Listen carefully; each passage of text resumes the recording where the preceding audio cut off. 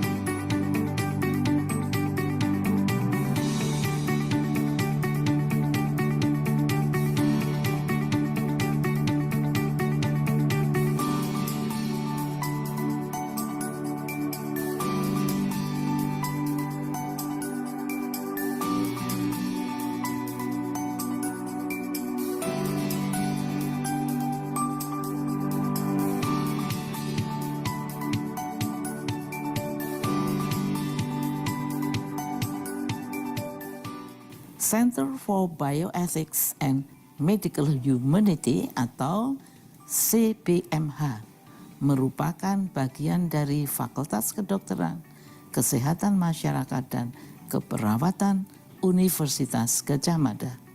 Sebagai bagian dari perguruan tinggi ini, kami mengemban tanggung jawab untuk melaksanakan Tridharma perguruan tinggi. Kolaborasi nasional dan internasional merupakan kunci dalam melaksanakan Tridharma tersebut.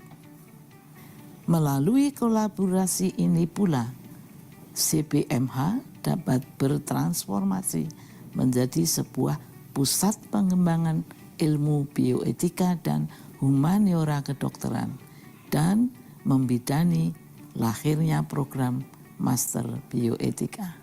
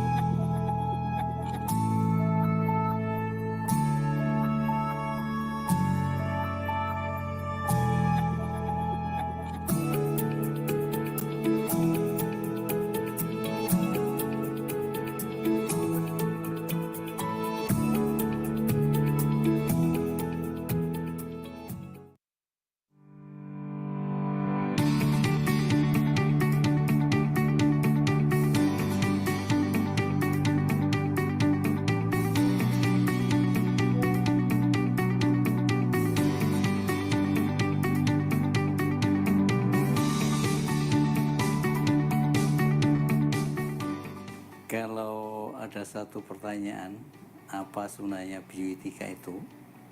Bioetika itu berkembang dari waktu ke waktu. Yang tadinya etika menjadi biomedical ethics, oleh karena yang banyak menggunakan etika itu kedokteran, medical tadi. Namun demikian sebenarnya pada saat ini yang tidak etis itu tidak hanya kedokteran saja, bisa terjadi di hampir semua bidang ilmu. Sehingga dengan demikian dari biomedical ethics tadi berkembang menjadi bioetika, kemudian global bioethics, ya. Dan yang terakhir yang kita kembangkan di sini, apa yang kita sebut dengan the new sense of bioethics. Ini pun saya mengembangkan ini distimulasi oleh sekretaris UNESCO yang di Paris. Pertanyaannya, Narto, kamu punya Pancasila, tolong etika itu dikembangkan ini. The New Sense of Bioethics itu adalah satu studi dari transdisciplinary subject, biologi dan seterusnya, ya. Ada sosiologi, ada economics, ada politik, language, bahkan arts. And is studying of human behavior untuk memiliki in having a new tolerance on transdisciplinary attitude. Apa itu artinya? Memang ada keterangan lebih lanjut, tapi itu setidak-tidaknya batasan dari New Sense of Bioethics. Tadinya itu respect for person, beneficence, dan justice. 3. Berkembang menjadi 4. Respect for autonomy, beneficence, non-maleficence, dan justice. Nah, dengan the New Sense of Bioethics ini, respect for others itu berarti respect pada antar orang dengan hewan, antar orang dengan tumbuh-tumbuhan maupun lingkungan. Ya, jadi dengan demikian respect for others itu ada artinya tersendiri, berkembang lagi. Beneficent, non-maleficent, yang kita tambahkan di situ adalah tidak hanya justice, tetapi it should be social justice for all. Itulah Pancasila.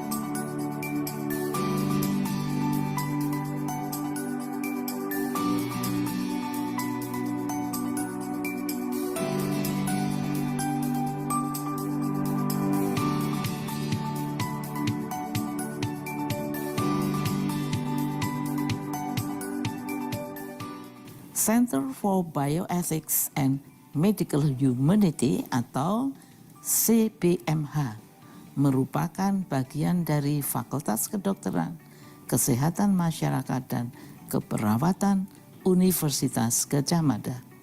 Sebagai bagian dari perguruan tinggi ini, kami mengemban tanggung jawab untuk melaksanakan Tridharma perguruan tinggi.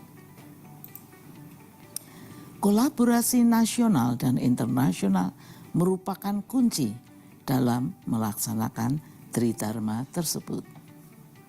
Melalui kolaborasi ini pula, CBMH dapat bertransformasi menjadi sebuah pusat pengembangan ilmu bioetika dan humaniora kedokteran dan membidani lahirnya program Master Bioetika.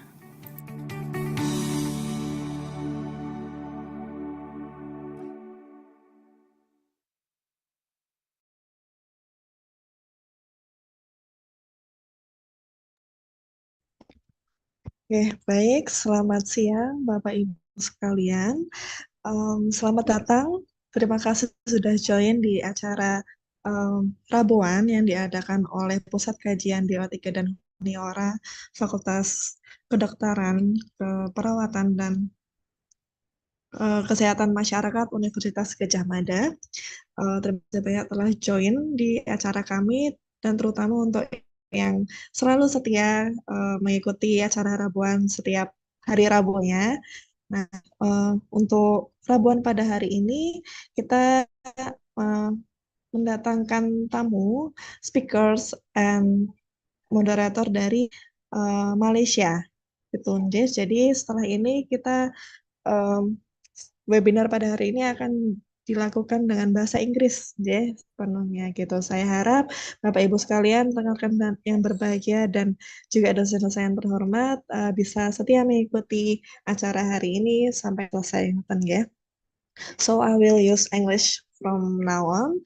So on behalf of Center for Bioethics and Medical Humanities, we would like to extend a warm welcome and express our gratitude for joining our weekly event called Rabuan.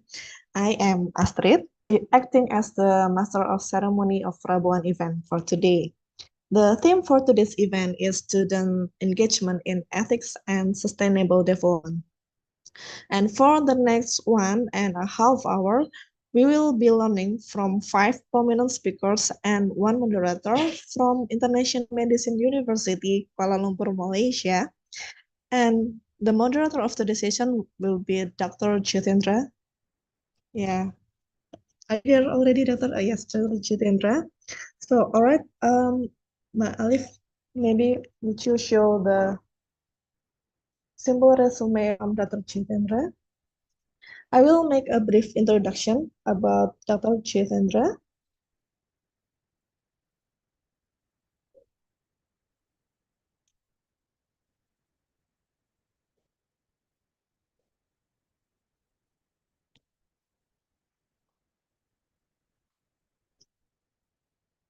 Okay, Dr. Jitendra is a senior lecturer and the deputy head of the Department of Pharmaceutical Technology in International Medical University.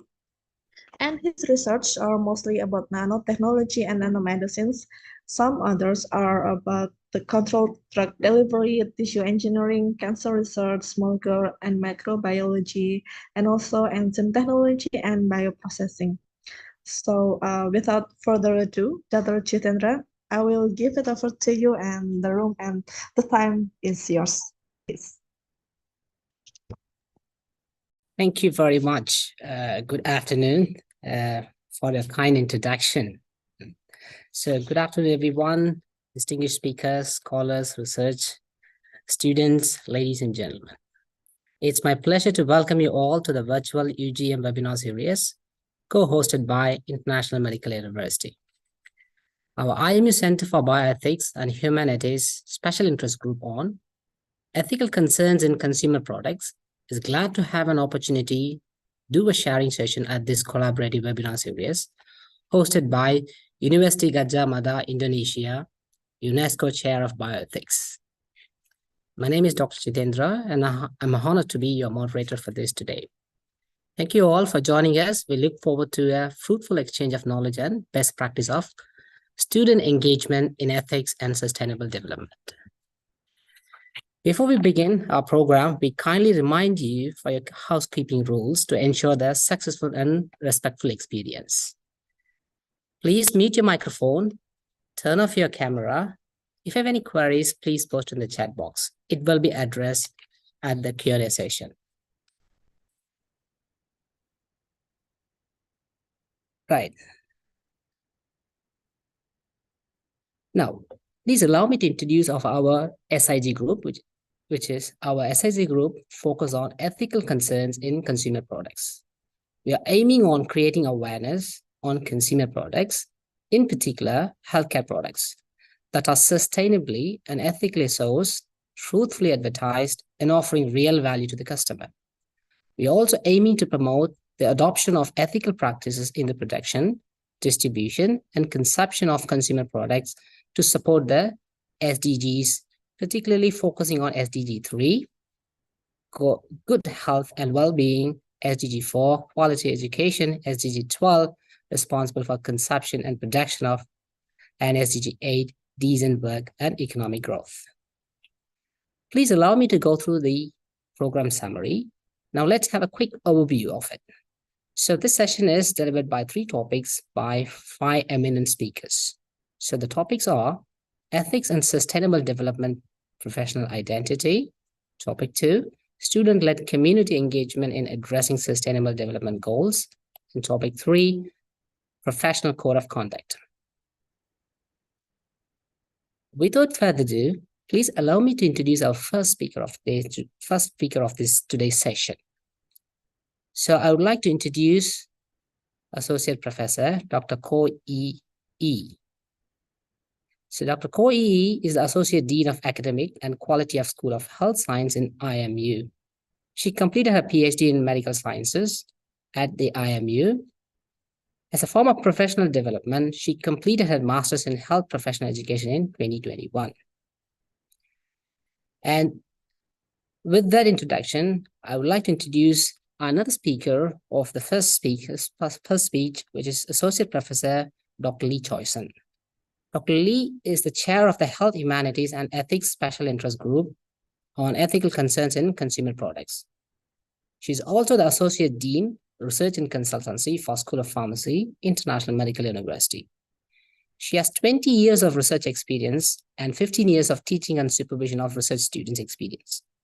She has secured numerous national and international research grants. She has filed 2 patents in Malaysia and regional countries. She was awarded the Young Scientist Award in 2018 by the Malaysian Oil Scientists and Technologists Association. With that introduction, may I welcome the speakers to deliver the speech. Over to you. Thank you, Dr. Jitendra. Very good afternoon to everyone. My name is Yi. So today, me and Dr. Lee Choi Sun will be sharing our some of our thoughts on this ethics and sustainable development in terms of professional identity.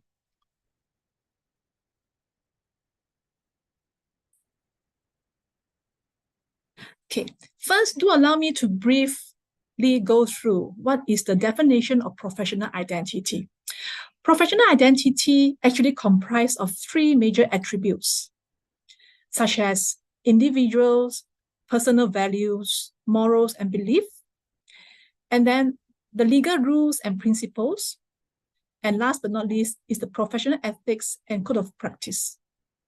Here we can see that professional identity, the professional ethics play an important role in shaping the professional identity. This is then lead to my second slide that discusses on the importance of ethics and sustainability in shaping professional identity. Basically, code of conduct will guide and provide a set of moral principles that is acceptable to the society.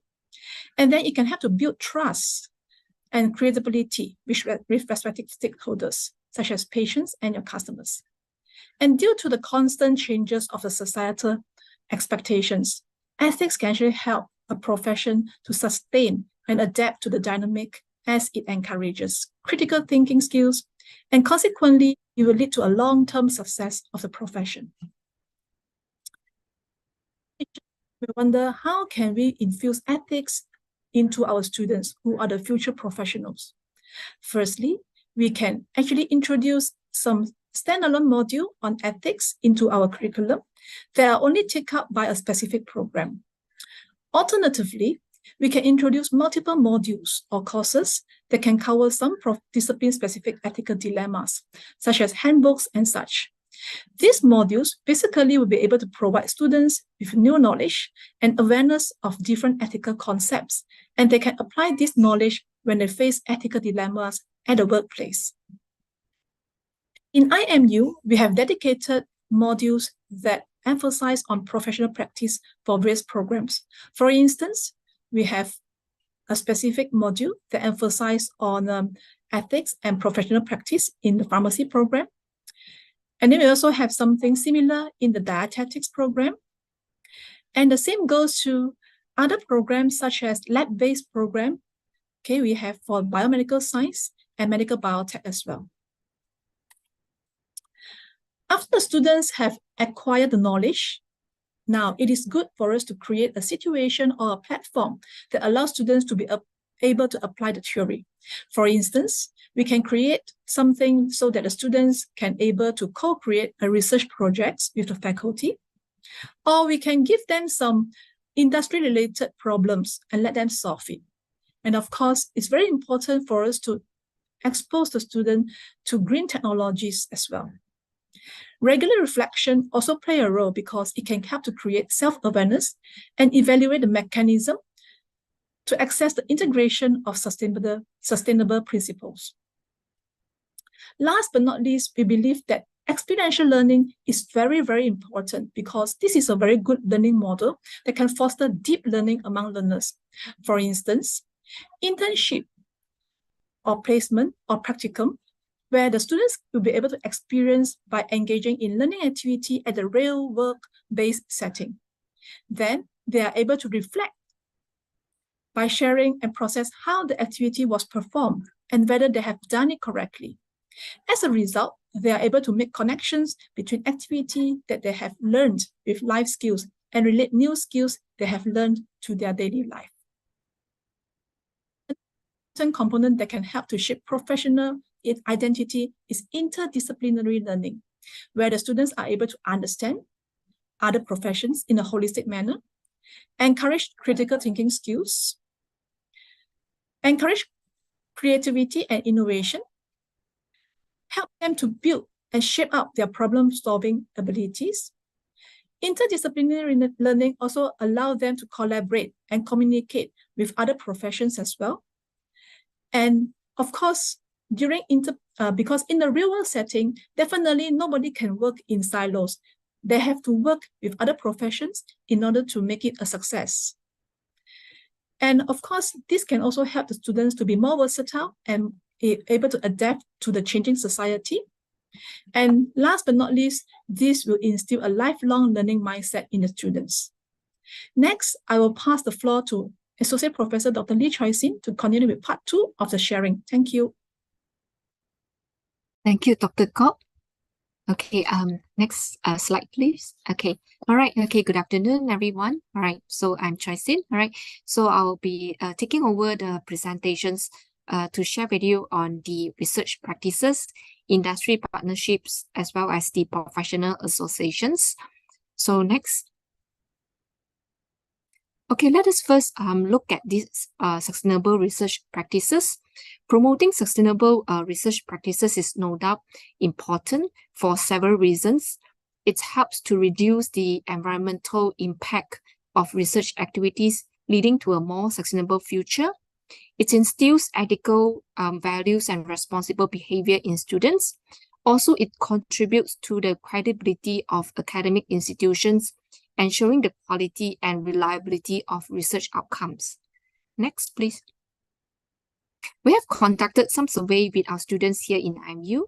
As IMU is a university specializing in medicine and health sciences, we can see that higher percentage of our students, they are interested in sustainable research, prioritizing SDG 3, good health and well-being, followed by SDG 4, SDG 5, SDG 10, SDG 11, and SDG 12, responsible consumption and productions. So next. As we are aware, sustainable approaches in research are essential for minimizing environmental impact, promoting ethical practices, and ensuring long-term societal benefits.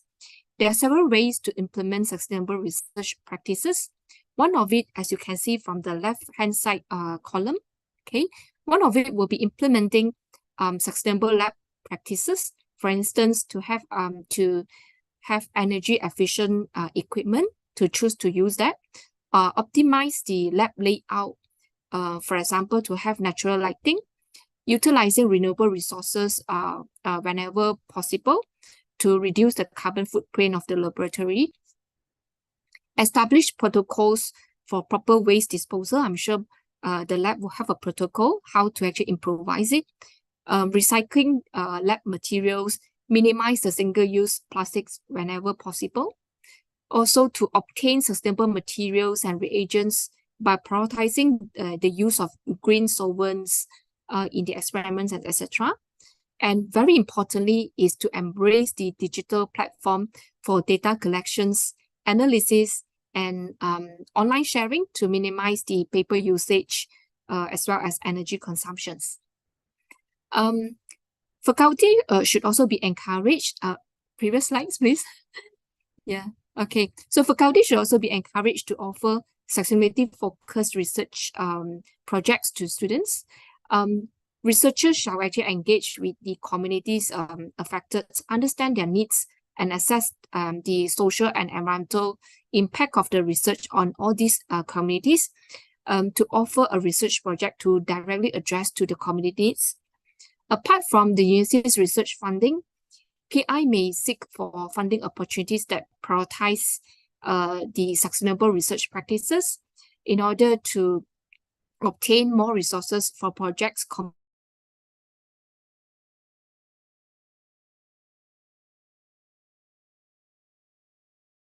adherence of ethical standards and sustainable principle in research practices. Okay, next, please. So just to take the opportunity to share with you some applied science-based research with sustainability focused principle. So this is one of my research students' work where we apply green chemistry principles and the sustainable approaches in the study. So as you can see, just one research study, we're able to actually apply several sustainable and green approaches where we opt to use renewable feedstocks in the study and to apply the atom economy concepts in the reaction work, to use catalysts, and to design a less hazardous chemical synthesis pathway, as well as to design for energy and cost efficiency methodology. All right, next, please. All right, okay, collaborating with industry partner is one of the very practical way to promote sustainability development among the undergraduates. So the survey we conducted with our students revealed that they are, many of them, they're inclined to perform their internships in a company which embraces SDGs, showing our students awareness in integrating SDG concept into different professional practices. So this is a very good sign. Next slide. Okay, here are some of the ways or strategies in order for us to consider to enhance the industry collaborations. First is actually to establish a clear objective and alignment with industry partner with sustainability initiative.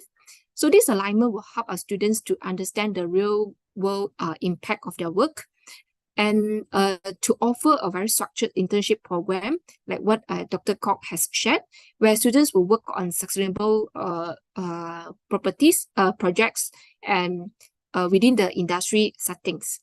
And also to jointly offer a research projects with the industry that address sustainability challenges to encourage interdisciplinary collaboration between the academia and the industry, fostering the innovative solutions to address the complex sustainability problems.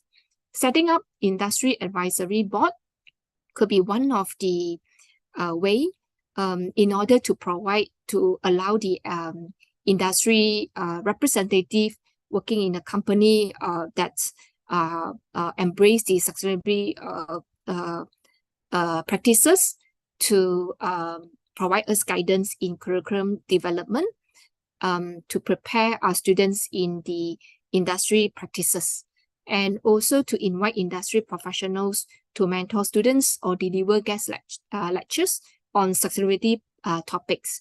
By implementing all these strategies, we will be able to actually establish a more robust collaborations in which not only be able to enhance the students' understanding on sustainability, but also to equip them with practical skills and experiences that align with the industry's SDGs.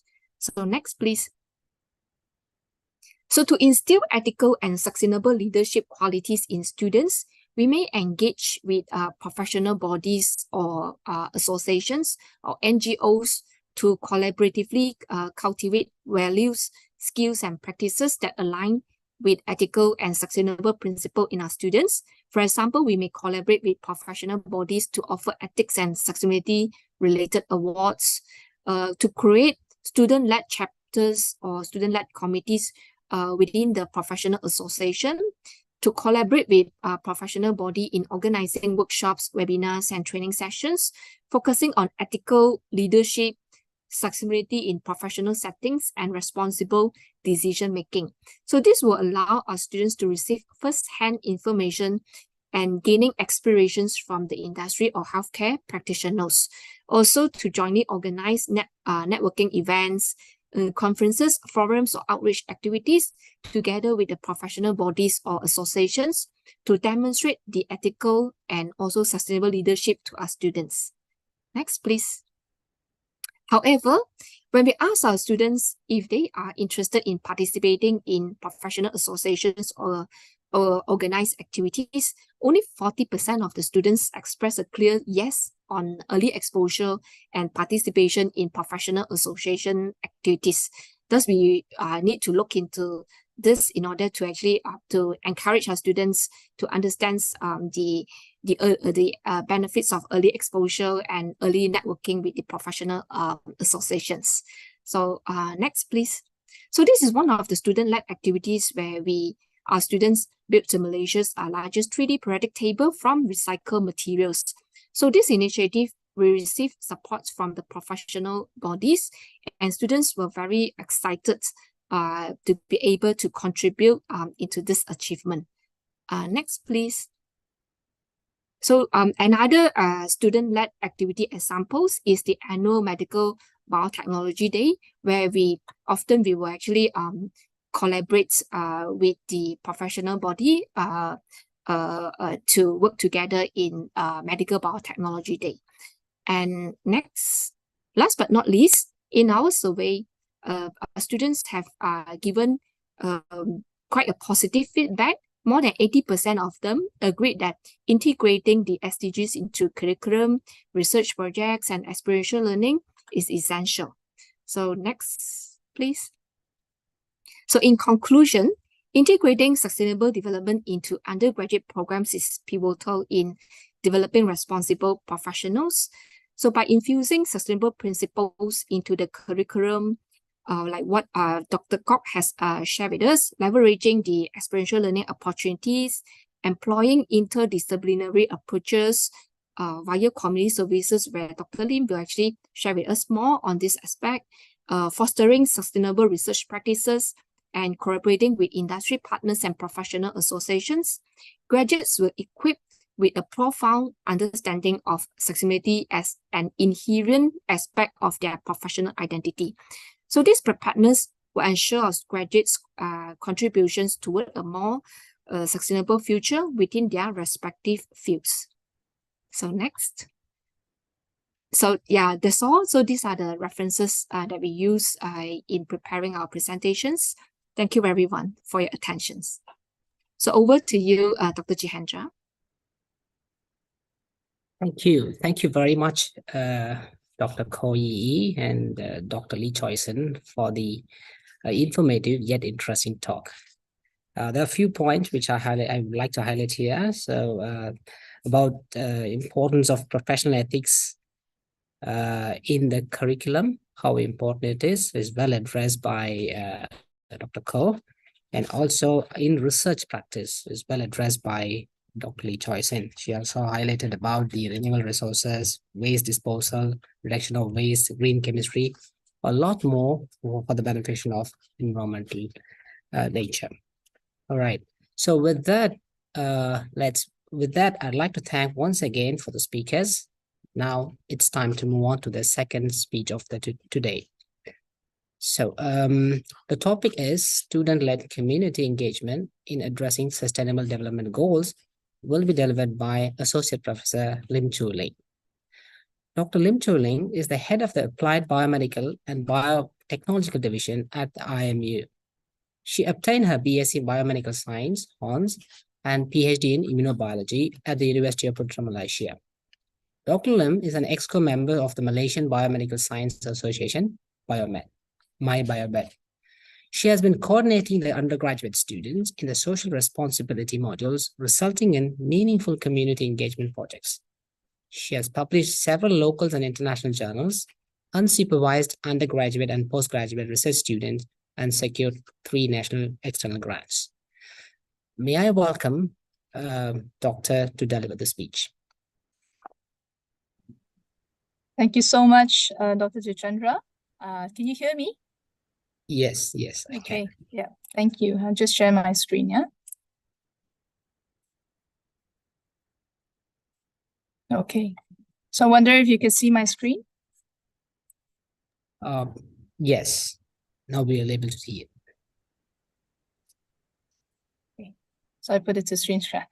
Okay, good afternoon and selamat siang semua. Thank you very much, organizers.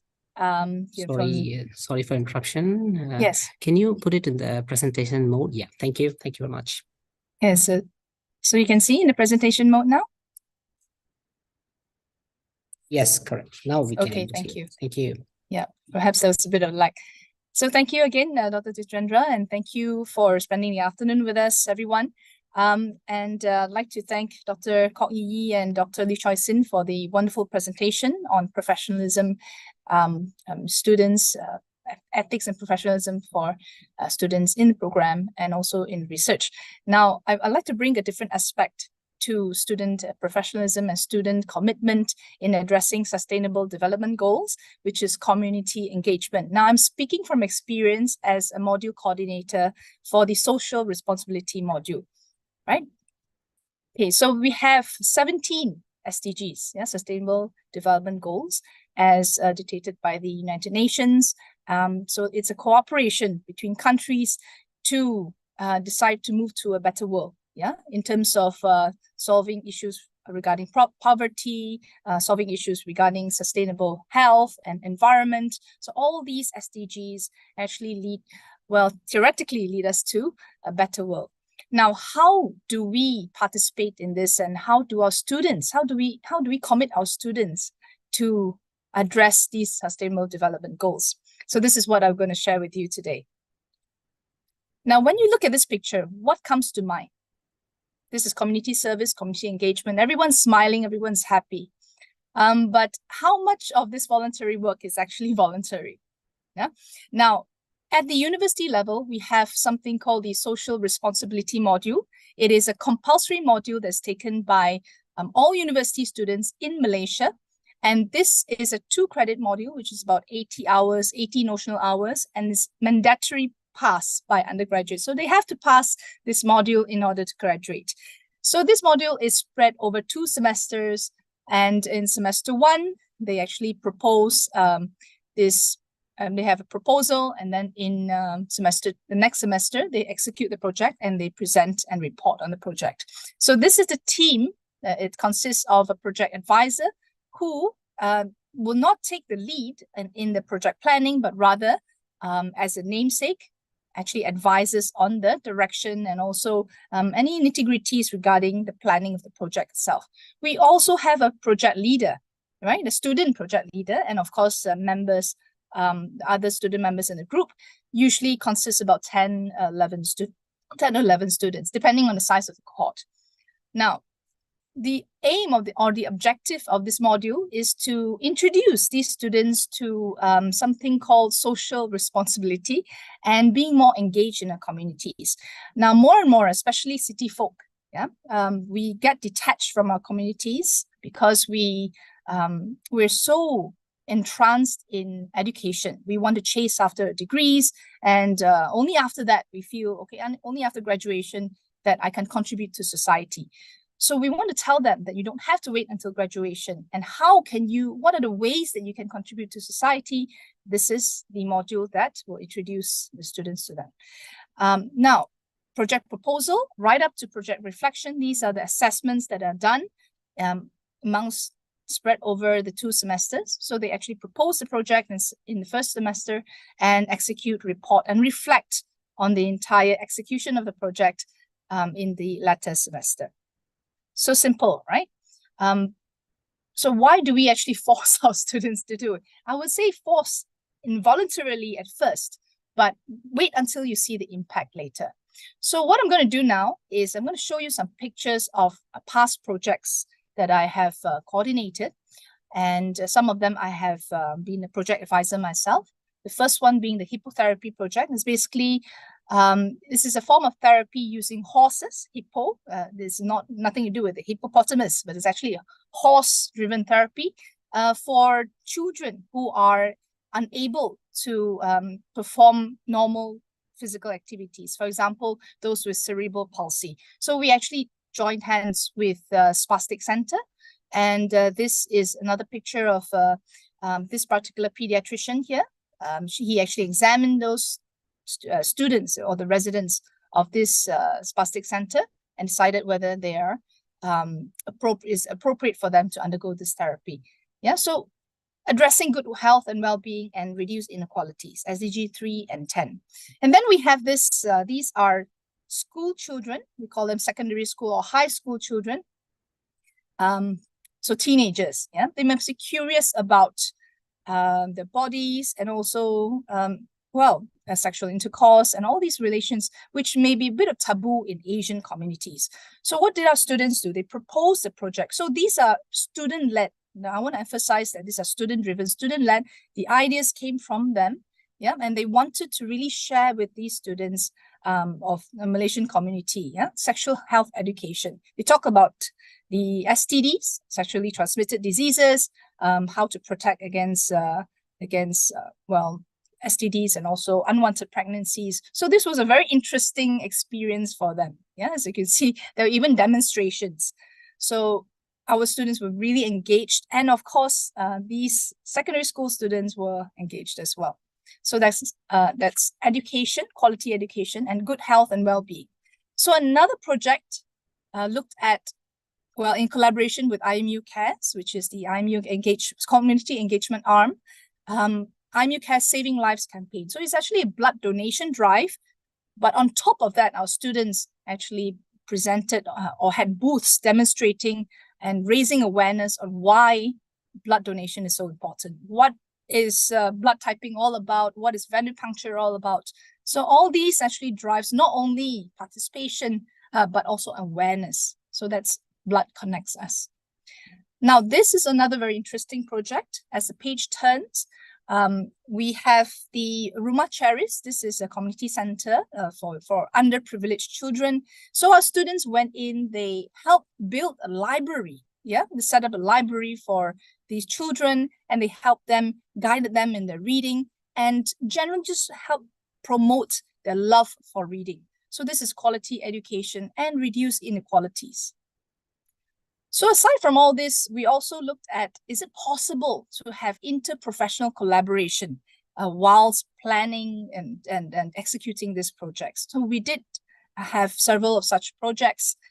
This project, Bringing Nutrition into Fruition, we worked, biomedical science students worked with nutrition and dietetic students to come up with a project to teach these kids from Community Baptist Church Learning Center. So there were activities on how to designate which foods are actually healthy food, reading consumer packaging labels. So all this is actually beneficial for good health and well-being. There's another similar project, but in this case, it's a lot more hands-on.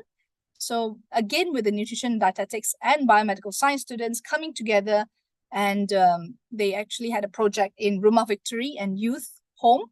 So they engaged with the participants to have hands-on creating these healthy rolls and something they could eat, enjoy, and also leave a lasting impact. So they remember how healthy food can be good for you, and it's easy to make. So another such example is a collaboration with the chiropractic program with biomedical science. So they had this Good Spine, Good Life, where the students, the chiropractic students were the ones that measured, the structure of the spine and the posture. And while the biomedical science students raised awareness, they actually taught students how to sit properly, just the basic posture and how to lift heavy objects. So these are another very interactive activity. So again, good health and well-being and reduce inequalities. So then you may ask, how did we do during the pandemic, where we're all locked in our own homes? Could we still engage the community? Yes, we could. So these are some two examples that I found. No disaster, no disaster. So this is quite an interesting title for a project. So what the students did was they launched an online campaign through social media talking about air pollution, water pollution. So basically climate change due to man-made activities and pollution, basically. So aside from this teaching, right, aside from all this information, they also had games, interactive quizzes where participants can enjoy and participate online.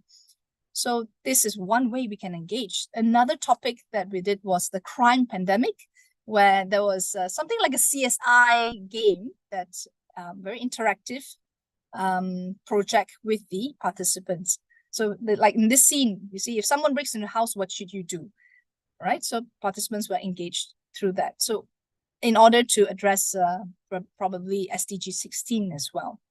So through all this, you can see the impact. What would leave a lasting impact? Would it leave a lasting impact, in fact?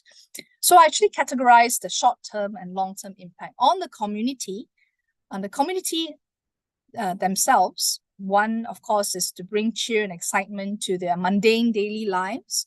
Some of them are physically unable to do much. They are physically bound to the wheelchair, for example, but you can see the smiles on their faces, even when they are just being asked to paste stickers in a book.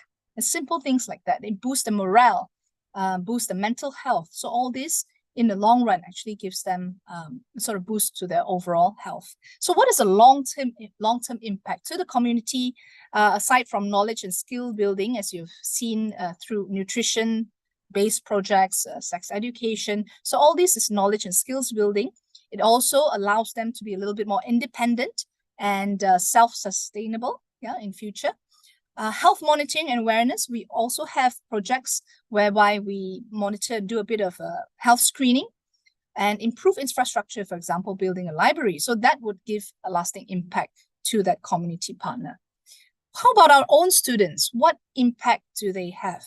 So leadership, project management, all these hidden qualities would be seen through the planning, from the planning stages right up to the reporting of the community projects. And community awareness definitely is top of this of the impact and the values that the students gain.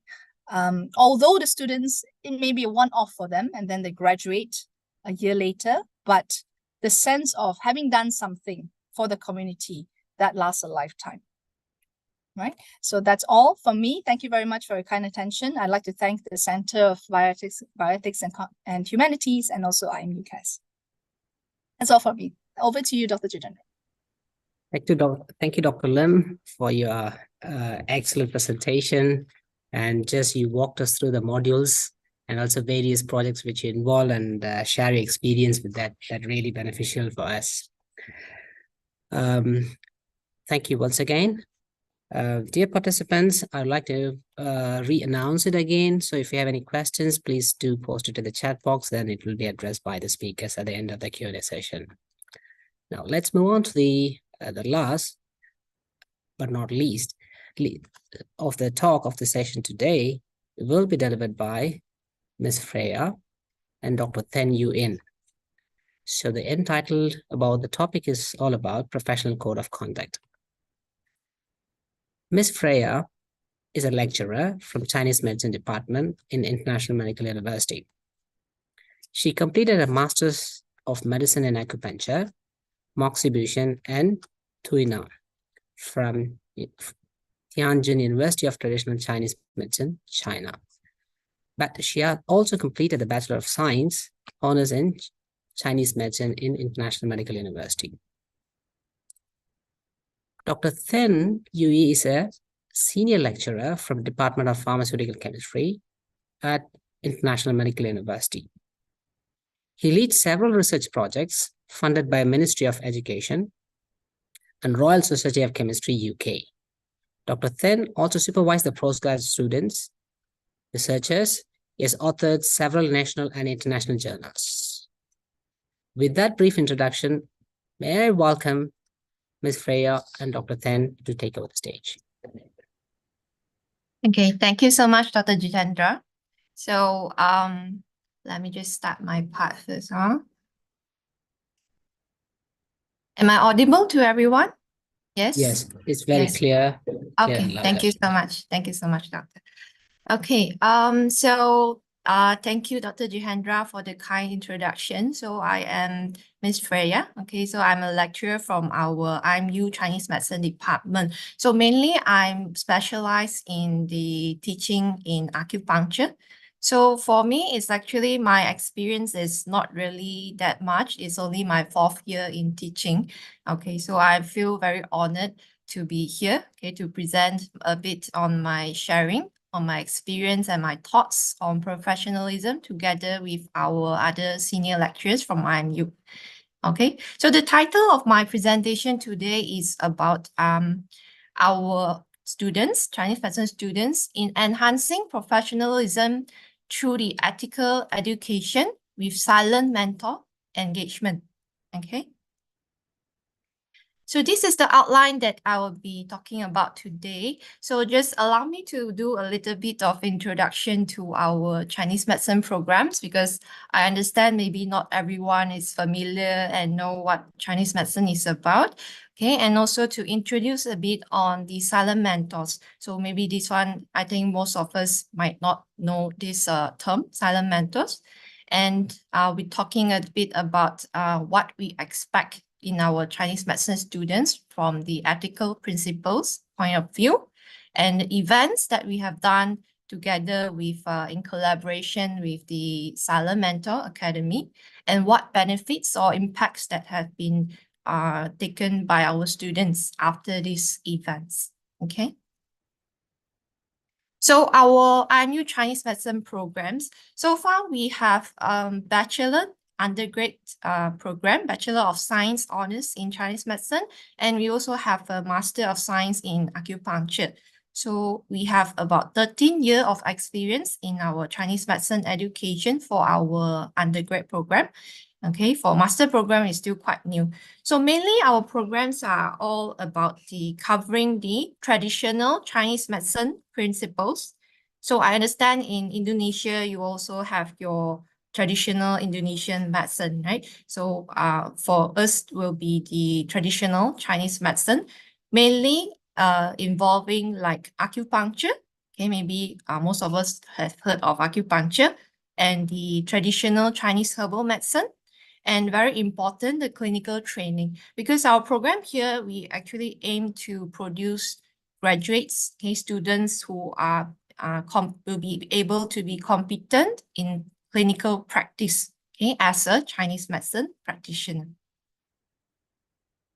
So our focus here is to let our students to have a lot of hands-on clinical training, to make sure we are able to train them to become proficient and ethical healthcare practitioners, especially on ethics and the professionalism, because our students, okay, when they graduate and they practice, they are actually facing the patients firsthand.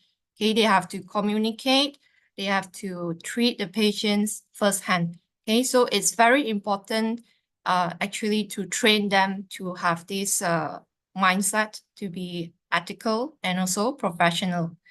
So practical experiences are one of the main part in our training of the students to prepare them for real-world applications.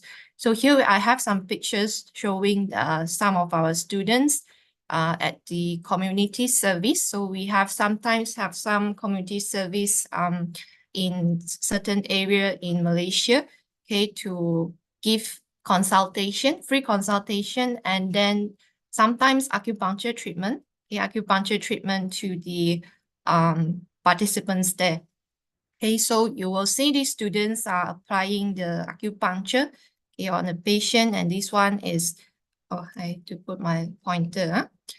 Okay, so this picture showing the students doing acupuncture on the patients, of course, under the supervision of the faculty lah. So there will be lectures around. And this one, they are taking the pulse and doing some history taking from the patients there.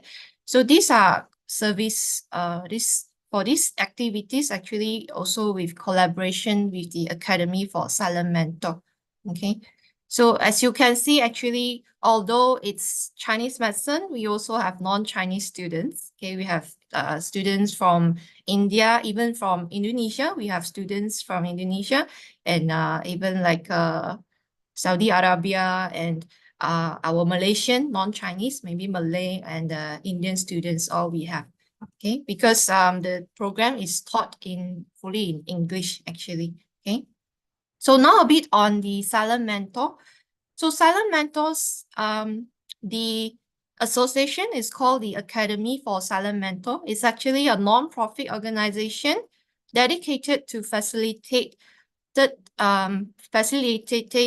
posthumous body donation for medical education. So that means this association, they open to the whole public of any gender, any race, or any religion. If you wish to donate your body after passing for medical education. Okay, so they are doing this service. So their mission is to have advancing medical education through the selfless act of body donation. Okay, so this association, they're able to provide students invaluable learning experience, okay, mainly for healthcare students or the medical education, okay, through the body donation. So other than that, other than just learning like anatomy, okay, or other medical skills, okay, actually what I find that is very important here is to learn the ethics and morals, okay, through their experience with the Silent Mentors. So we have collaborated with Academy of Silent Mentor since October 2019. We have signed a memorandum of understanding partnership then. That is the picture of the signing then, okay, to foster their medical education service to our Chinese medicine student. Actually, in IMU, other than Chinese medicine, our MBBS students, the medicine students, they also have sessions with them. Okay, so this collaboration actually contribute to a unique learning experience for our students. So mainly the ethical foundations here will be guided by the principles of respect, gratitude, and educational significance. So respect and gratitude for the body donors, or mostly we call them the silent mentors. And also emphasize the ethical considerations for the donors and their family members. So now a bit on the ethical principles to our Chinese medicine students. So what we expect of our students, the first and foremost, most important thing will be patient-centered care. Because the Chinese practitioner, you will have to face the patient directly firsthand. Okay, so they have to understand that everything you do, okay, your decision, you have to be centered around the patient, but not the practitioner. And secondly, to have compassion and empathy. Of course, this is very important to most healthcare professions, especially those facing the patient firsthand, and integrity and professionalism. Fourthly will be the ethical treatment and practice. And lastly, responsibility towards the society effort as a healthcare professional. So understanding and embodying these principles actually empowered our students to become more conscientious, compassionate, and skilled practitioners to ensure them to keep their conduct ethical and give quality care delivery in their practice. So these are some events that we have done together with Academy for Silent Mentor. So because our program, one of the very important subject will be acupuncture. And by doing acupuncture, you have to learn anatomy, right? The human body anatomy to be able to learn the skill in acupuncture well. So there's a subject in Master of Science in Acupuncture program, the Acupoint Anatomy. So during this module, we call it a module, we will send students to the academy to learn from the silent mentors. Okay, so they will look at the structures, the anatomical structures. So the silent mentors will already be dissected. Okay, sometimes the student have to do a bit more dissection there. And then we look at the different structures. And when we put in the needle to do acupuncture, like which layer of the structures will be touched by the needle and all those things. Okay, because some acupuncture points may be quite dangerous. Okay, so when they are able to learn directly on the real body, okay, so the students will have a more a better impression on how deep the needle should go in, the direction, and all those things. So for these sessions, normally before we have the workshops, okay, there will be home visits. So students are required to visit the family members, sometimes to their home, or during the pandemic recently, they do it online using Zoom. So they will interview the family member of the silent mentor. So they will ask about the life history and how is the silent mentor is like, and even the medical history. They will ask from the family member to feel more connection to the silent mentor before they start their learning. It's a very important step because if they directly go to the workshop and do the dissection and all those things, they might not feel the connection with the silent mentor and will not have as much of the connection, the respect and empathy to the silent mentor. So home visit to the academy and to us is a very important step before they start their learning. And then we will have a ceremony. We call it the initiation ceremony, where they will have a ceremony to kind of present on the life story of the silent mentors and to present the students' gratitude and appreciation to the silent mentor. So during this ceremony, the family members will also be invited. Okay, so there will be the students, the family members, and some audience, and of course the lecturers will be there to observe, okay, the ceremony. So students often contributed as volunteers to pay their respect and gratitude during the ceremony. So these are the pictures last year, 26 June. We have an initiation ceremony where these are our students. They participated as the volunteer of the whole event. So they are doing as an MC and also giving some gifts to the family members and some very heartwarming handwritten thank you notes to the silent mentor. And the last picture here is showing our students actually singing a song as a tribute to the silent mentor. So depending on the race and the language of the main language of that Salamentor. So this one, they are singing a Chinese song actually, because the Salamentor is a Chinese person. Okay, so even our non-Chinese students are there to try to sing the Chinese song during the ceremony. Okay, so these are other pictures showing the ceremony. So after all the presentation, okay, we will enter the theater with the Salamentor, and there'll be like a moment of silence, okay, to pay the respect and even giving like flowers. So after that, we only have the workshop where the students are able to handle the Salamentors with care and respect all the time, and also clean the Salamentors, suture them carefully.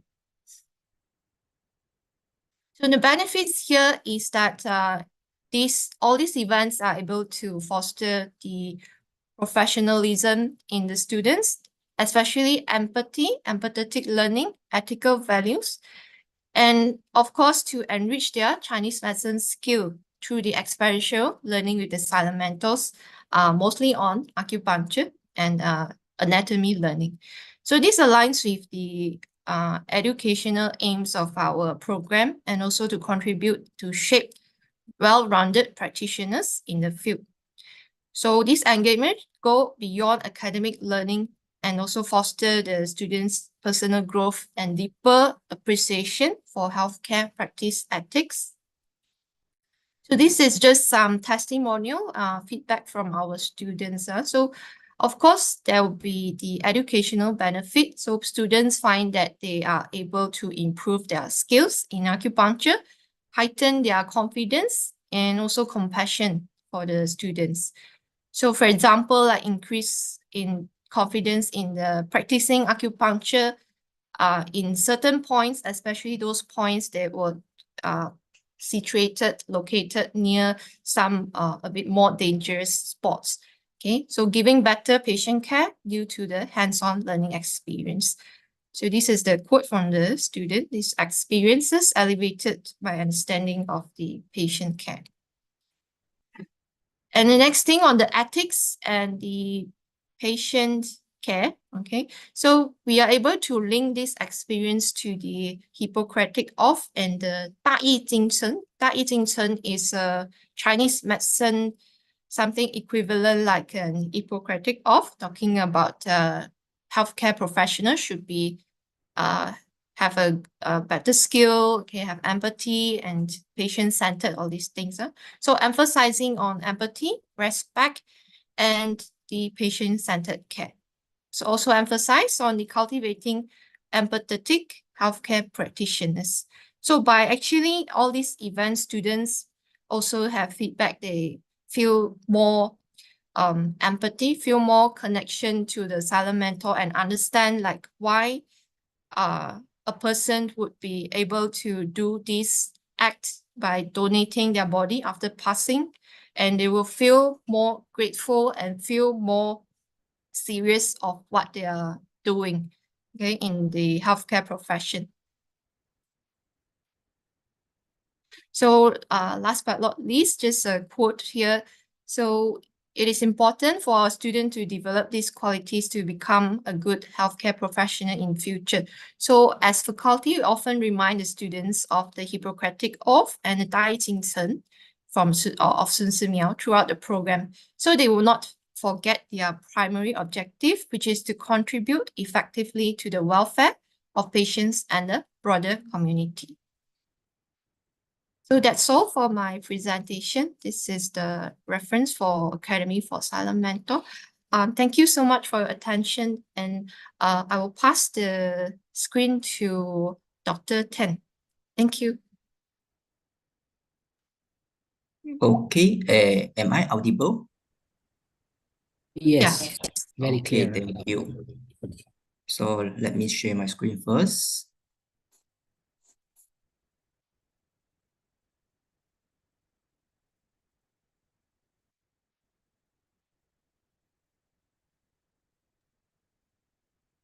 Screen is visible too. Okay, good. Okay, thank you, Miss Freya, on sharing the talks on the Salamentors. So today I will talk about the topic on the drama. So my name is Yuni from the IMU. So the topic for today will be on the drama, a dynamic tools for engaging and educating pharmaceutical chemistry students in ethics and professionalism. In the fast changing world of the pharmaceutical chemistry, it become a crucial not only impact and knowledge, but to engage and prepare our students for the complex ethical challenges they will encounter in their professional journey. So the second slide will be on the today outline for my presentations. So first, we will see actually what is the IMU Pharmaceutical Chemistry Program. So IMU is the first Malaysian university offering an undergraduate program, Pharmaceutical Chemistry Program. This achievement actually underscore our commitment to pioneering education in Malaysia and making a significant impact on the field of pharmaceutical sciences. Our curriculum is international benchmarks to the highest standards, ensuring our students receive educations and training aligned with global best practice. At IMU, we prioritize industry-relevant learning, providing a theoretical knowledge coupled with the hands-on experience to give our students a competitive edge in the job market. When set our pharmaceutical chemistry program apart is our dedications to comprehensive and integrated learning experience, connecting the dots from the drug discovery to productions. We go beyond traditional educations by nurturing an entrepreneurial spirit in our students, equip them with the mindset and skill to become a future leader in the pharmaceutical industry. Through the internship, research project, collaborations with the pharmaceutical company, our students gain a practical experience, ensuring they are not just graduates, but professionally ready to make a difference. So what is pharmaceutical chemistry? So basically, pharmaceutical chemistry is a dynamic discipline dedicated to the discovery, design, synthesis of formulations, and analysis of drugs, contributing to the development of life-saving, cure, and effective remedy for multitudes of diseases that impact humanity. And there are diverse and exciting career pathway within the field of pharmaceutical chemistry. Whether you thrive in a lab setting or prefer in a non-lab best, the world of pharmaceutical chemistry offers multitudes of fulfilling career options, including in the pharmaceutical and chemical-related industry. In addition, the influence of the pharmaceutical chemistry also extends to food and beverage and biotechnology industry. So today we explore the fundamental principles that guide the ethical behavior, professionalism, and responsible practice of chemists. The Chemist Code of Conduct serves as a compass, ensuring that those in the field of chemistry navigate their professional journey with the integrity and commitment to the greater goods. At the heart of Chemist Code of Conduct lies the principle of professional integrity. Chemists commit to upholding the highest standards of honesty and transparency in all their professional endeavor. This includes the truthful reporting of their research finding, interaction with the peer, and maintaining the integrity in every aspect of their work. Chemists also have to adhere to the responsible research practices, recognizing the importance of conducting research with diligence, accuracy, and reliability. This involves the ethic, design, and execution of experiments, transparent reporting of methods and results, and the commitment to pursue the knowledge that benefit the society. Next one will be the environmental stewardship. It's a cornerstone of the Chemist Code of Conduct. Chemists acknowledge their role in the broader ecosystem and are committed to minimizing the environmental impact of their practices. This includes responsible use, handling, and disposal of chemicals to protect both the environment and human health. The next one, the principle of safety and well-being, also emphasize that chemists prioritize the health and safety of themselves and around them. This involves the use of appropriate protective measure, adherence to safety protocol, and the establishment of secure working environment to prevent any accidents and promote the well-being. In addition, chemists also recognize the sensitivity of the information within the field and therefore prioritize the confidential and data protections. This principle ensure that data, research finding, and other confidential information are handled with the utmost care to safeguard the intellectual property and maintain the trust. Last but not the least will be the ethical collaborations, underscore the importance of chemists working together in an atmosphere of the mutual respect, fairness, and clear communications. Collaborations enhance the collective pursuit of scientific knowledge while upholding the ethical standards in all interactions and partnerships. So in the pharmaceutical chemistry industry, ethical behavior and the professionalism are paramount. The decision made by the professional in the field is directly impact the patient safety, public trust, and the overall integrity of the industry. The pharmaceutical industry is entrusted with the health and well-being of individuals worldwide. Upholding the high ethical standards as well as the professionalism is not just the moral obligations, but a necessity for ensuring patient safety and maintaining the public trust. The reputations of pharmaceutical professions directly influence the industry credibility. Ethical lapses can have far-reaching consequences, affecting not only the individual career, but also have the integrity of the entire fields. And normally theory provides a foundation of understanding. It has limitations when it comes to convey a practical aspect of ethical decision making.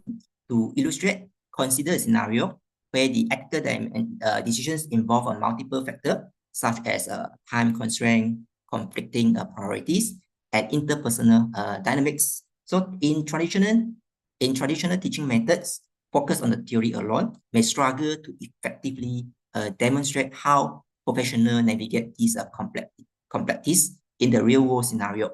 The result is that the student may possess a theoretical knowledge, but lack of a practical insight needed to make the informed and ethical decisions when faced with these multiple aspects of challenges in the pharmaceutical professions. While theory provides essential foundation knowledge, it may not capture the intentions and the interests of the students in the same way as a practical real-world scenario. Students may find it challenging to connect the abstract ethical principle when presented in the theoretical manner, leading to the emotional detachment and the potential lack of motivations to fully comprehend the complexities of the ethical decision making. Therefore, the active engagement is very important in cultivating a deep understanding of ethics and professionalism. By actively engaging the students, we can create an environment where they can apply ethical principles in a dynamic scenario, fostering a connections between the theoretical knowledge and the practical applications. So to address these challenges, we recognize the needs for the practical and engaging teaching methods that bridge the gap between the theory and the real world applications. This ensures that our students are not only well versed in the ethical principles, but also equipped to apply them effectively in their professional role. Today, we will explore the drama as an engaging tool that bring a new dimensions to ethics and professional educations. This tool not only make the learning experience more engaging, but also provide the students with a deeper understanding of the complexities that they will face in their career. The benefits of using this drama as an engaging tool includes increased engagements, where normally the drama will be captivate students, creating more engaging learning experience than the traditional methods. It transforms education into a dynamic and memorable process, fostering a higher interest and active participations. Besides that, immersing students in a realistic situations through the drama also allow for a deeper understanding of how actually the ethical principle operate in the real world scenario. This immersive experience actually can prepare the students for the intricate challenges they will face in the pharmaceutical industry. Besides that, through the role-playing and interactive experience, students move beyond theoretical knowledge, gaining a profound understanding of ethical principle. Drama facilitates the hands-on approach, bridging the gap between the theory and practical applications. Last but not least, will be on the drama actually can encourage effective communications and collaborations. As students navigate the ethical dilemma together, actually they hone skill essential for the successful professional interactions. This not only enhance their understanding of ethics, but also foster crucial interpersonal ability needed in their future career. So now let's see the drama in actions. We have successfully integrated the drama into our curriculums for teaching ethics and professionalism in pharmaceutical chemistry. These implementations showcase the effectiveness of the drama in engaging students and enhancing their understanding of the ethical challenges. One of the key aspects of drama is active student participation. Through the role-playing, scenario-based activity, students become a center actor in their own learning, taking ownership of their ethical decisions process. How are we going to conduct these dramatizations? First, we have to initiate the dramatization process by dividing the students into a group of 7 or 8 students. This group will serve as the corrective units throughout the entire process, allowing the students to pull their diverse skill and perspective. Under the guidance of lecturer, students will embark on the journey of brainstorming and discussions to decide on the topic for their drama presentations. This normally involves the researching online resources, considering ethical dilemma, and selecting a theme that aligns with the principle of pharmaceutical chemistry. Once the topic is chosen, students will enter a preparation phase. This involves the script writing, character developments, and comprehensive understanding of the ethical challenges embedded in their chosen scenario. Lecturer will provide guidance and support during this crucial stage. On the actual presentation day, each group will have around 15 to 20 minutes to dramatize their chosen scenario. The presentation will commence with the introductions to the story and task, providing the context to the ethical challenges at play. This will follow by the dramatic presentation itself. After the dramatizations, students will offer conclusions summarizing the ethical dilemma, portray, and potential resolutions. This phase actually will allow students to reflect on the implications of their chosen scenario and ethical decisions made by the characters. To enhance the teaching learning experience, a 5 to 10 minutes Q&A sessions will follow the presentations. Peer and lecturer will have the opportunity to ask questions, encouraging critical thinking and providing a platform for students to articulate their insight.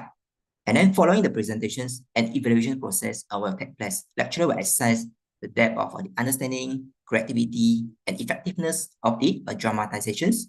Constructive feedback will be provided to each group, offering an insight of improvements and acknowledgement strength. So feedback from the students who have experienced the drama approach have been quite positive. They express increased engagement, improved understanding, and increased confidence in the ability to apply ethical principles. Students also appreciate the real-world relevance of the scenario presented through drama. They recognize the value of these experiences in preparing them for the challenges they will be faced in their professional career. The seamless coordinations and evidence efforts put into the dramatizations also showcase a high level of teamwork. It was inspiring to witness how well we all work together to bring the scenario to life. So as a conclusion, the incorporations of drama into the pharmaceutical chemistry education actually can transform the learning experience into the dynamic and memorable venture. It cultivates teamwork, critical thinking, and practical understanding of ethical challenges in the industry. By embracing this innovative approach, we aim to better prepare our students for complex realities they will face in the future career. So thank you. Over to you, Dr. Tisendra. Thank you very much once again, Ms. Freya and Dr. Ten, for your comprehensive presentation and walking us through the importance of acupuncture and silent mentors in contributing to society for medical education, as well as the drama and role play, how impactfully impact the learning process of the students was well addressed by Dr. Ten. With this marked the all the 3 lectures. Now let's move on to the Q&A session. Once again, I would like to announce if any questions, please do post on the chat box. It will be addressed by our speakers today. Right, I've seen a couple of questions already been posted in the chat box. A few has already been addressed and a few are there, so we are going to address in a while. So may I request the speakers to get ready for the questions so that they could address it. Right, the first question, which talks about, this question is to Dr. Lee and Dr. EE for about the green campus. You talked about the green campus is basically to reduce the negative impact of the campus. So the question is, what they ask about is, what axis do you think medical students should be involved in the Green Campus movement? So particularly they try to ask about the medical students and the Green Campus. So do you like to address on it? Okay, maybe I take these questions. Okay, so thank you so much for your questions. Yeah, about the medical students, how they actually be able to contribute to Green Campus. All right. So in my opinion, the sustainable environment is the to preserve a green environment is everyone's responsibility. Okay, so regardless of what professions that you are in, okay, whether you are medical students or science students, so everyone can actually play a part and to be contribute to a more healthy environment. Okay, so for the medical students, okay, they could actually explore on innovative way and also the practices in order to reduce the healthcare waste and also to explore on new technologies which is more energy efficient, and also to look into like what are the protocols that actually be able to contribute to the sustainable and as well as the green practices and approaches within the healthcare setting. So the students, they are very creative. They are more creative than us. So I'm sure that the medical students will be able to actually contribute to some of all these innovative ideas in order to promote a more green, more sustainable environment for the campus. So in addition to that, I think the medical students could also be able to actually to promote all these healthy and sustainable lifestyles to the community. Okay, so so that is actually to give a more a broader impact beyond the campus. So yeah, so this is my view. Thank you very much, Dr. Lee. Dr. EE, would you like to comment on that? Okay, I think not only medical students, actually everyone has their responsibility and their roles to play in order to promote a more sustainable environment. For instance, very simple in our daily life, we can actually practice some simple simple things. For instance, we shut off the aircon when it is cold, or when we are going out from the room, then we just off the light. And I think everyone just play their small little role. Okay, definitely this is going to contribute and give and let us see the bigger picture, whereby we are actually saving the earth. Yeah. Okay, I think that's all from me. Thank you. Thank you. Thank you. Yeah, well said. It's not only restricted to other medical students, but it's applicable for everybody. Yeah, that's well said. I hope the questioner will reach the answers. Right, let's move on to another question. And it's one of the most important questions. I've seen a couple of questions related to the same topic. It is towards the Dr. Lim Chu Ling. She's well presented, and also in the presentation too, she talked about various projects. One of the projects about the sexual health education, right? I think it's been a while. I mean, from our cultures, it's a taboo, as she said already. But still, there's a lot of challenges, especially to inculcate their health educations into the into the students, particularly when the culture is quite reserved for that, as well as some religious reason as well. And so it's quite a challenging to inculcate the sexual education. That's the all question is about. So one of the participants asked about how to maximize the sexual health education impact. No more horrible news done by the adolescents, especially sexually attacked. Thank you. Thanks, Dr. Jayachandra. Yeah, this is a very interesting topic. I can see a lot of interest there. Okay, I can only speak as a module coordinator for the social responsibility module, and overseeing, coordinating basically the project. The project had another advisor. Yeah, so I didn't lead the project. But what they did successfully was how the way they approached the counselors, the teachers, who are actually very happy to welcome our students because they approached it on a very scientific basis. Now, I read a little bit, looking at the questions, I read a little bit about the history of sexual education in Malaysia. And there's this paper published by University of Cyberjaya. They talked about sexuality education being introduced in the Malaysian government starting in 1989 and with an updated curriculum in 2011. And this is known as the reproductive health and social education. Now, the extent of which this syllabus has been implemented in schools, I can't say with confidence because I'm not directly, I do have school-going children, but perhaps they have not reached that stage yet. But it seems from the conclusion of the study that although the syllabus is there, the implementation is very superficial. And there are a lot of unanswered questions, and students were left wanting more and left looking for, or rather the lack of resources that were available. So I think there's probably another issue. Although the government has implemented this education, this form of education, but the extent of implementation could be improved. I do agree it's a very sensitive subject. Fully agree with you, both in Malaysia and Indonesia.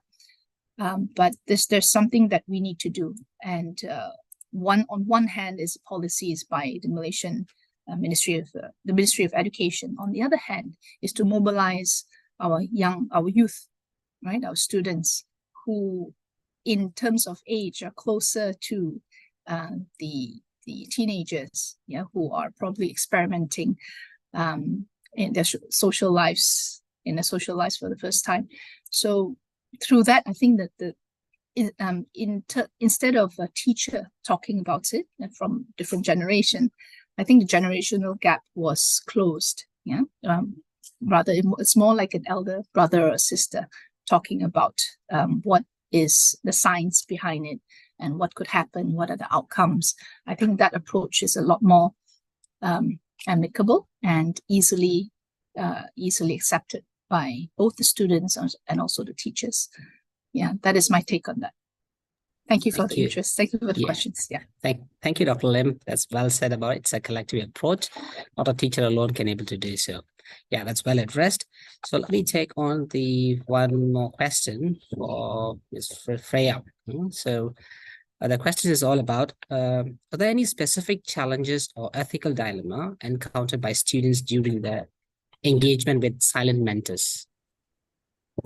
Okay, thank you so much for the question. So for challenges and dilemmas, actually I can think of one very prominent one is about the religion, because during their engagement with the silent mentor during the initiation ceremony and even the send-off ceremony, when at the end of the service of the silent mentor, they will return the silent mentor to their family members, there will be a small religious ceremony. So depending on the religion of the silent mentors, maybe if it's a Buddhist or a Muslim or a Christian, so they will have that specific ceremony based on their religion. So some of students of the other religion, they might not feel comfortable at first during the ceremony. So what I remember is one of the silent mentors who is a Buddhist. So that time they have invited a monk there to do the ceremony, and our students who are non-Buddhist, maybe Christian, and there's one also Muslim, they feel a bit not comfortable and they are not sure what to do during that time.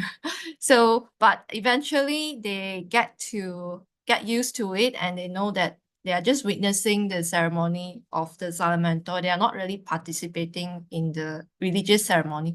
So after that, they understand that, and eventually they are able to handle it with more professionalism. So I think this also connects to what our students may face in future when they get practice, because you will get patients of any religions, of course, any religions, and sometimes patients might come to you and say that other than the treatment, they are also getting some advice from maybe some religions leaders or what. So I think it's also very important for students to be able to respect and try to accept religions for other people and all those things. This is one of the more prominent challenges, sensitive situation that I can think of. Thank you. Yeah, thank you. Thank you. Well addressed, Ms. Freya. Right, I think we're overshooting the time. Perhaps I could take one last question. This is for Dr. Then Yui. But one of the participants has asked about the questions. How do you ensure that drama presentation align with the actual ethical challenges students will face in pharmaceutical industry? Okay, thank you, Dr. Jitendra, and the questions. So actually, the key for this question will be through the research and the guidance of the students. Students are encouraged to explore the real world-class concept, relevant resources, and receive the instructor guidance to ensure the scenario presented are aligned with the industry challenges. So these will be the main things we have to foresee during their drama presentations. Okay. Yeah, all right. Thank you. Thank you very much, Dr. Then. I hope the questions are well received, answers are well received to the questioners. All right, so that marks the end of our Q&A session. I'd like to pass the session to Mahara Astridi Maharani to take over the place from here onwards. Thank you. Yeah, thank you, Dr. Jitendra, and our honorable speakers from the International Medicine University Kuala Lumpur, Malaysia. And before we end our session, let's have photo session together. Is it okay? Yeah.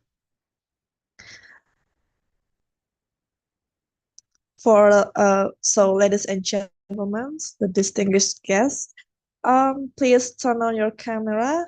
We will have photo session. Oke. Oh, Prof Yati juga join. Selamat siang, Prof. Selamat Ya, siang. terima kasih sudah join. Thank you for the interesting. Yeah. Yes, it's very interesting indeed. Yes. It is. Baik, Bapak Ibu, ditunggu nggih semuanya untuk turn on kamera.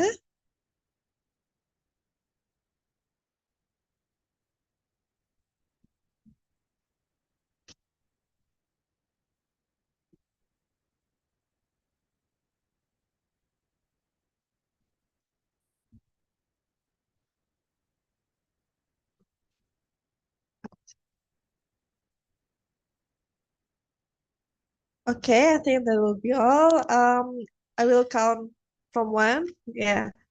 1, 2, 3. Smile, everyone.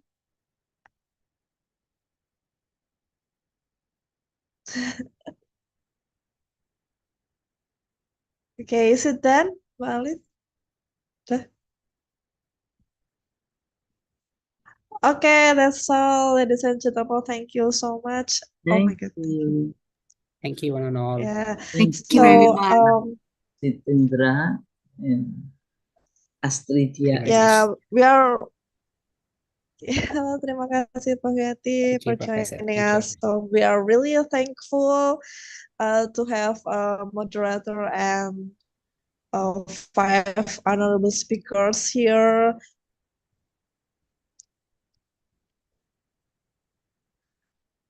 Yeah, thank you so much, Thank you so Dr. much, Jitendra, Dr. Freya, Dr. Ten, Dr. Professor Liz, Jitendra. Dr. Lim Chang and Ecock.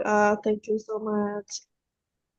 Thank Yes, you. bro. Thank you. Yeah. Thank Thank you you so very much. much. Thanks. Thank you so Thank much. you. For having us. Welcome. Bye. See you in Bye. Jikok. Bye. See you in Yeah. Jikok. Bye. Thank you. Bye. Thank you. Thank you, Prof. Bye-bye. Thanks. Bye-bye. Thanks. Oh, Bye-bye. yeah. Bye. Bye.